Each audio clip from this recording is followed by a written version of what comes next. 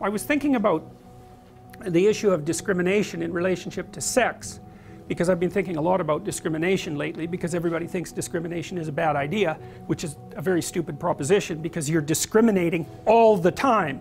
And the most fundamental form of discrimination is choice of sexual partner. And so you might say, well, why should that even be allowed? Because it is the most fundamental form of discrimination. So for example, almost everyone is racially prejudiced when it comes to sexual partners.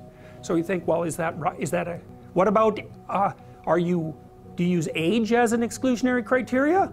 Probably. Do you use physical attractiveness? Only insofar as you're able, right? You use it completely if you could get away with it, roughly speaking, but you can't, because the most attractive people aren't going to be anywhere near you. So you can't do it, but you'd like to. Health, yes. Strength, yes. Wealth, yes. Education, definitely. So it's unbelievably discriminatory. And so you might say, well, why is that justifiable? And it seems to me that it's something like, well, you get to say no to me if I get to say no to you.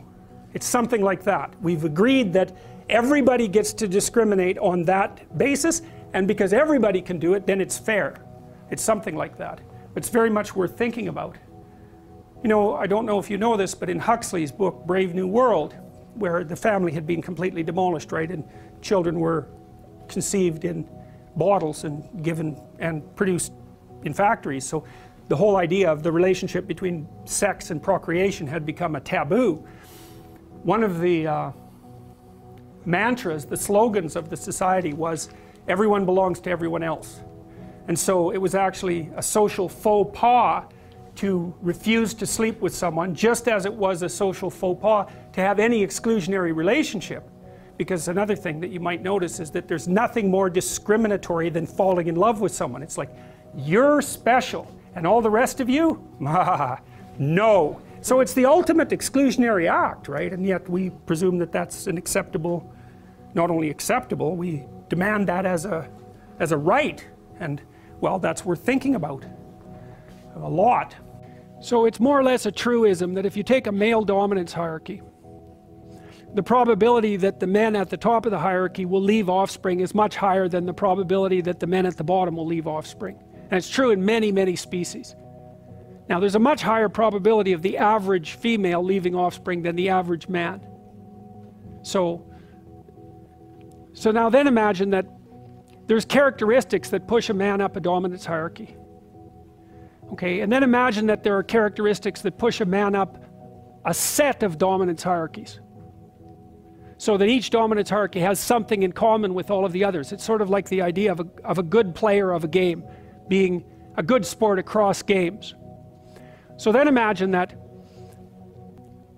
the idea of the successful male starts to become encapsulated in biology, because the species is going to, the male part of the species at least, is going to be adapting to the selection pressures placed on the male by the male dominance hierarchy. So what happens is you have a competition between men. The men that win the competition find partners and mate. So the male is going to start to adapt to the fact of the selection that's implemented by the dominance hierarchy. Then you can imagine that that's going to take place across dominance hierarchies, because this is happening in many, many situations spread across time. And so then the idea of how the proper man should act starts to become incorporated in the biology and also in the expectations of the society. And then that starts to loop. So as the expectations become clearer and clearer, the notion of what it constitutes success becomes clearer and clearer as well, and the two things get tangled together. Now, and I think you can see that, a manifestation of that, whenever you go watch a movie, because you immediately identify the hero and you identify with him. It's like he's the person that your mythological imagination grasps onto, and you play that out using your body as a representational platform when you watch the movie. And so maybe you admire the hero. If he's a successful hero, you do. Well, that admiration is the manifestation of the instinct that drives you towards that kind of behavior. And not only can you manifest it, in which case you're likely to feel good about yourself, because you know that sometimes you can feel good about yourself and sometimes not, but you're also going to be able to recognize it when you see it in the world. And that's going to manifest itself in admiration. And admiration is the proclivity to imitate. So the meme can be you can imagine dominance hierarchies are very, very old. They're like 300 million years old. They've been around a very long time. And the idea that we have an image of what it takes to climb the dominance hierarchy, it's more or less self-evident. Because that's the landscape that selected us. And at the same time, you know, the archetype, the pattern that propagates you up the dominance hierarchy is also the same pattern that makes you attractive to women. They're the same thing. So, and of course that's a massively powerful selection mechanism. And sexual selection has really shaped human beings. It's turned us into what we are. And that's an interesting thing too, because, you know, this is one of the things that really bothers me about the emphasis of evolutionary scientists on randomness.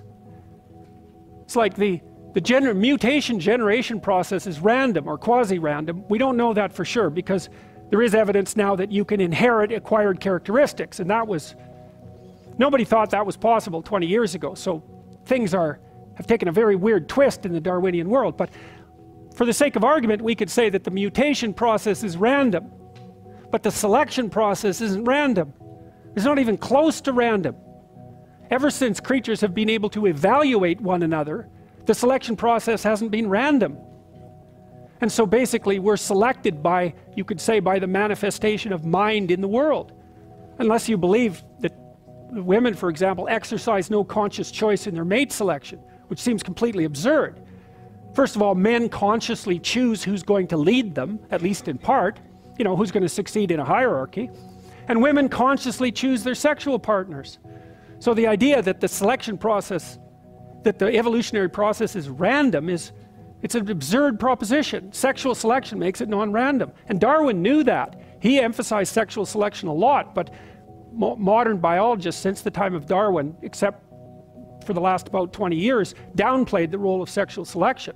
And I think the reason for that is that it brings mind into the evolutionary process in a way that they don't like. And no wonder, it's complicated, you know. It's like, to some degree, we're consciously directing our own evolution, at least through the mechanism of selection.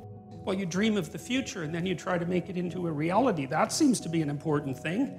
You know, or maybe you dream up a nightmare and try to make that into a reality, because people do that too if they're hell-bent on revenge, for example, and full of hatred and resentment. I mean, that manifests itself in terrible fantasies. You know, those are dreams, then people go act them out.